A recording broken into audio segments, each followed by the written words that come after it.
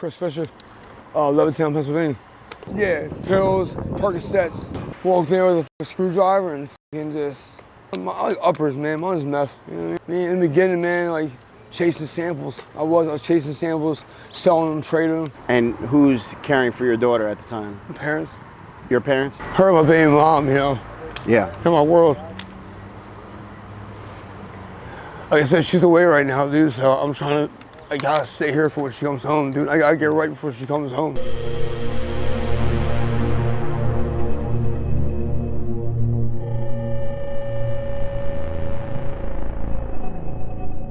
I know you told your friend you're not okay. And tell me what's wrong and why you never said you felt that way. And guess you're trying to stay strong and fake a smile until I look away. But I'm not. So, what's your name, brother?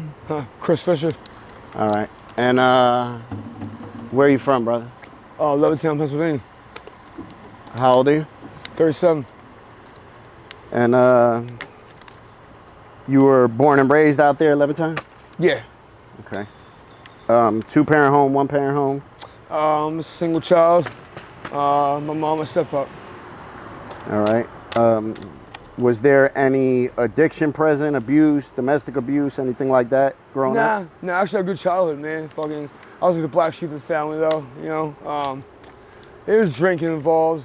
You know, other minor drugs like some cocaine, some weed smoking. My parents have like little parties on the weekends and shit like that. But other than that, I had a good childhood, man. All right. Other siblings as well? Stepbrothers, stepsisters. Okay. And if I was to go back and ask your best friend through middle school or high school who you were, what would they say? Quiet, you know, outcast. Kept to myself, man. I guess like you said, I was one of those, like a goth kind. Okay. Listen to Marilyn Manson, hard rock, metal. You know what I mean? Still got the girls though, you know what I'm saying? Was there any particular reason that consider yourself a goth? I mean, dress all black. I long see hair. them, but I don't really know Yeah. about it. Can you tell me a little bit about it? Like dressing all black, paint nails black, long hair, Marilyn Manson t-shirts, Uh-huh. shit like that, you know what I mean? Was there any specific reason though? Like anything? It was a group that I fit in with, man. You Okay. know what I mean? Yeah. Just normal. Just, yeah. Gotcha. Group I fit in with. Your group of friends when you were young, did they do drugs or drink? Yeah. What type of, they was into drugs? Yeah, pills, Percocets, shit like that. My shit was Percocets. Percocets and Zanes. Is that common in the goth groups? I guess you could say that, man. You know what I mean? Do you think more common than other groups or pretty much the same? Pretty much the same. Okay. I mean, it's been a long time, too. It's been many years, man, so I'm trying to think how it was back then. Got know? you. I'm an 80s baby, man. I love being an 80s baby. So. What year were you born? 86. Okay. Best year, man. You play any sports or anything? Nah, I never played in sports. Man, I rode dirt bikes and shit. My thing was like riding quads, dirt bikes. And shit. Yeah. Okay. Did you finish high school? No, I dropped out. Well, I was kind of forced to drop out because I did an armed robbery on 7-Eleven back in the day. Just be a crazy kid, man, you know? What was your reasoning behind that? I get money for drugs. You know? Okay. And how old were you? I was just about turned 18. I just turned 18.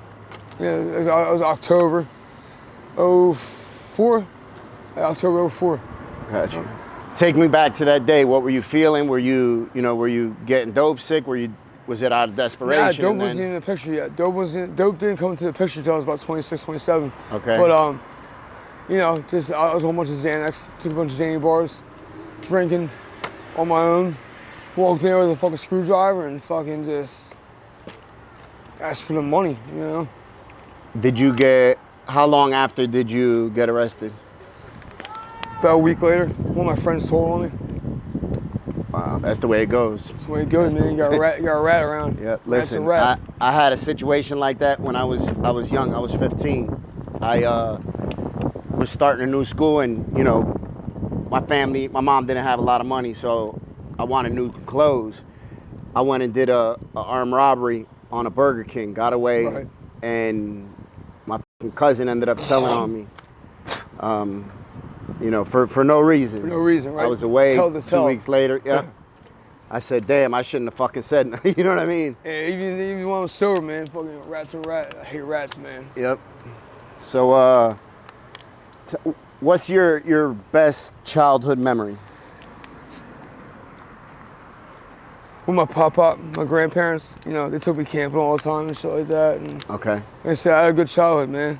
I never wanted or needed for anything, man, when I was growing up. But emotional support, I wasn't there. Okay, It so wasn't there. materialistically, financially, you were taken care of. Yeah. Emotionally, no, just Nope. disconnected. You seem. Yeah. Okay.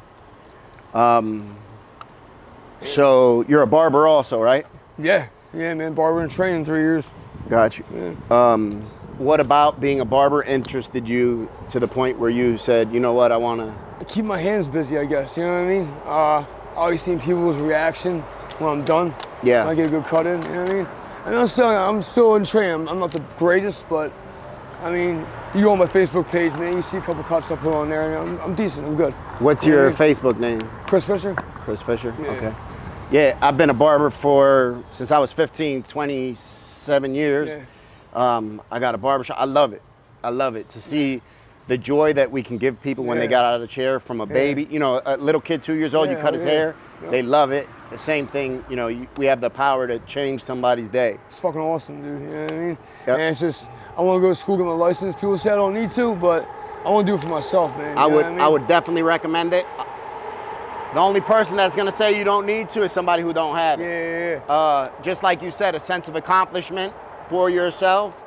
And you know, there's a lot more that we can do with our license than we can do without it. Yeah. Like I came up here to a place like Savage Sisters for down Yep. the street, represent them, man. I love them. They're good girls. They're fucking awesome, you know. And they gave me the opportunity to start cutting here and there as a volunteer. Yeah. You know, just give me something to do. And I came up with a pair of good line T-liners, wireless ones. I started cutting hair out here for $2 a head. Yep. Just, you know what I mean? People, I literally had I was out in K&A, had a line of people waiting to cut them. You know what I mean? Like, Yeah. that felt good, man. It felt good. Yeah. You know? It was cool. When did addiction come in the picture for you? What's your drug of choice, matter of fact? I like uppers, man. Mine's meth. You know what I mean? Okay, meth. Yeah. How long have you been using meth? 26, 27. Okay. But hardcore with it, you know, probably about 4 years now. Okay. And what's your habit like a day? What does it cost you?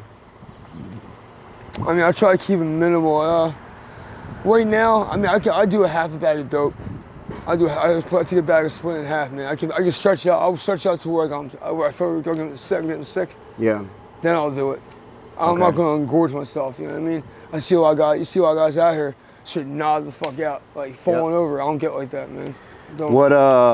How do you support your habit? Me in the beginning, man, like chasing samples. I was chasing samples, selling them, trading them. Obviously, I know what it is. There's going to be viewers who watch this and explain to them how often you would get samples when you said you were chasing samples. Shit, there's times where I would get fucking out by afternoon, by like late afternoon, I have fucking at least 7, 8 of them. Mm-hmm. You know what I mean? But I said I got some clippers in my hand. I started cutting hair and stuff like that. You know, there's times where I have good friends that just pop up down here and like they looked out for me and shit. Like, damn, dude, you know. But like my thing is like I used to boost. I don't get into it no more for certain reasons. My baby mom, she's actually away right now, and I'm not gonna put myself in a position where when she's getting out soon, I'm gonna be here when she gets out. Yeah. I'm supposed to go to rehab today. I'm actually waiting for somebody to come pick me up, but what's going on? Don't know where they're at yet. I'm waiting for somebody to come up to me with their number. Okay. So I get the fuck out of here. You know? How long have you been down here? About a month and a half, month and a week. And where'd you sleep at last night? Last night I slept on the corner right here by Reach Street. Okay. Yeah, right in sleep. I don't. Yeah. I don't. Yeah, you fall asleep right here, you're gonna get fucking robbed. You know what I mean? And I'm not getting down. It ain't gonna happen, man. Fuck that. It already happened to me a couple times. Had my wallet stolen from me with my baby mom's debit cards and share Cash App card. And It ain't happening again. Fuck that. Have you? I keep a knife on me. I keep mace on me. Yep. Listen, yeah. I ain't fucking around, dude. Yeah. Exactly. I agree with that sentiment. Have you had any bad experience or been the victim of any type of violence out here or anything like that? Of course, man. Yeah, a couple times. Explain that to me, please. I mean, I'm not gonna get into that. Was this something you were minding your own business, or was it something that you were involved in and just a repercussion? First time I was minding my own business. Okay. Second time was just dude want to shut his fucking mouth. Yeah. And I was with a friend of mine, and she got real offended by it, so I put my hands on. You know what I mean? Yeah. But other than that, just leave it alone. Yep. Children? Yeah, I have a 6-year-old daughter. How is your relationship with her? She's awesome. Yeah. I see that hurts you a little bit to speak about that, right? Yeah.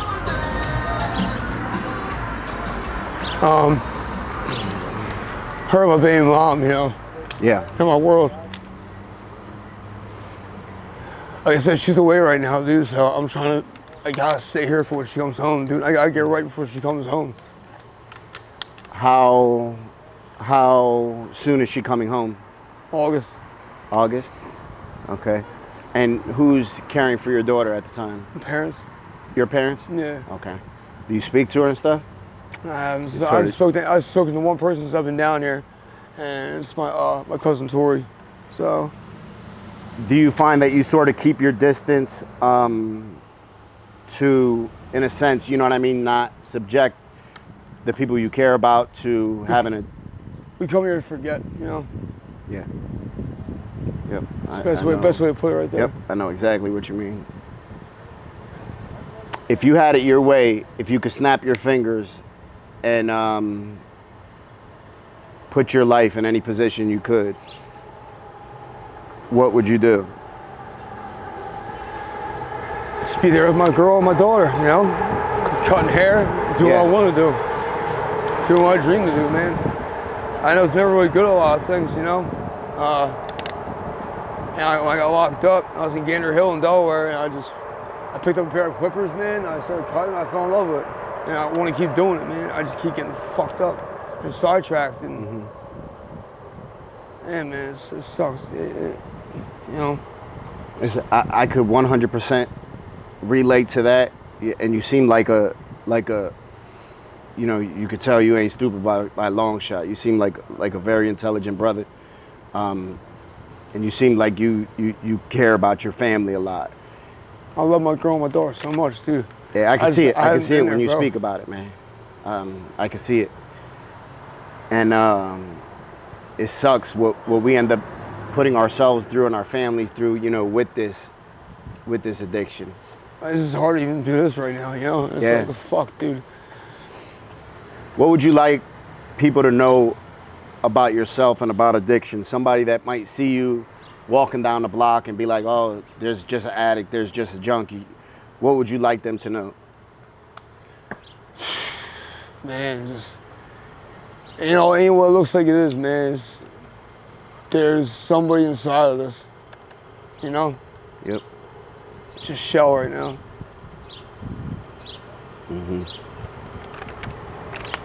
My bad. Nah, you good, brother. You good. Emotionally, I can see that you're struggling right now. Yeah, I'm fighting it back a little bit. Yeah, you know what I mean? I promise you at those times when we talk about stuff, and a lot of times for me, I found it best talking to damn near a complete stranger.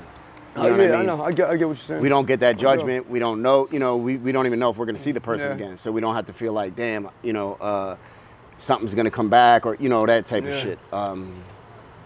I know what this shit is like. This shit sucks. This shit absolutely sucks down here. It's embarrassing. There's nothing fun about it. You know, people think that. Like you see me over here over on Clearfield, man. They're just fucking, they're just laying in trash, dude. And it's just like, I'm not there. I'm not, trust me, I'm not near that, dude. Like, I could never, you know. Some people are okay with it. I got good friends down here. I'm just like, look at them like, damn, bro, really? Exactly. You have any questions for me? Nah, man, that's it. No. You know, God bless everybody, man. Just fucking get out of this as possible, you know? Yeah. I thank you for taking the time to speak with me, brother. Of course, bro. I promise you, if you take care and put your heart into getting clean, to cutting, you'll change your life. I promise you, and I'm speaking from experience. I'm speaking 100% from experience. Being a barber, and like I said, it's the power to change the way people look and feel, and that's a big deal. Yeah. You know, there's only certain people that have that job or that gift to be able to do that. Yeah. And like, I would love to clean myself up and get into a shop, man. That'd be awesome, bro. You know what I mean? I'm sure. I'm getting there. You know? It'll happen, man. When we put the effort in, if you put half the effort into getting clean as we do into our addiction, that shit is a breeze. I promise you. You know. Because this right here, this isn't it, bro. Nah, Not for it, nobody. man. For nobody. This shit ain't fit for animals. I had words with dude the other night, man. Fucking, I'm just sitting there getting high, and next thing you know, I get hit in the back of the head with a rock. You know what I mean? Like, fuck, dude. Yep. That's the shit that happens. You know, you deserve to be at home with your family. Yeah. You know, it's 4th of July weekend. You deserve to be at home with your family. You know, you deserve that. They deserve that. You know, and we cut ourselves short living down here. You know, and being into this shit. I thank you, brother. I thank you for your time. I thank you for speaking with me. I hope that everything goes the way you want it to go. Man. And take that cutting serious. I promise you that could open up doors. You know, we don't never know who's in our chair. So we get people that, I've met some of the best people in my life through cutting hair. Yeah, I know. Some of the biggest support systems I have in my life is through cutting hair. They always say, like, you don't start the conversation, let the customer start the conversation. Mm-hmm. You know what I mean? Yep. Yeah, you'll be fine. Yeah.